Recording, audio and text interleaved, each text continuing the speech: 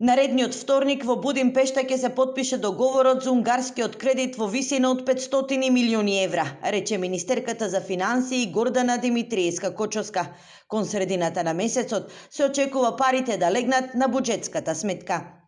На 8 заминувам и тој ден ќе се потпишува кредитот во Будимпешта. Очекувам до крајот на следната недела парите да легнат на сметките, на буџетските сметки, нели први на девизната, потоа ќе пренасочуваме дел на денарската сметка. Во врска со јавниот долг на државата, според проекциите до крајот на годината, се очекува максималниот износ да изнесува 66%. Во однос на намалувањето, од годинава не верувам дека може да има намалување, но затоа работиме на промена на концептот, како ја гледаме иднината и како ќе ја развиваме економијата преку инвестиции и поголем економски раст, секако дека полека ќе го консолидираме и јавниот долг.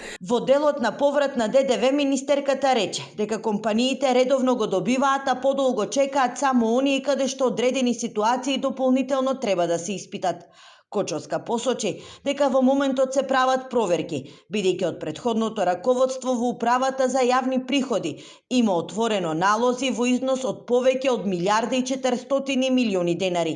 Кочовска потенцираше дека во буџетот за наредната година не се предвидени пари за ЕСМ.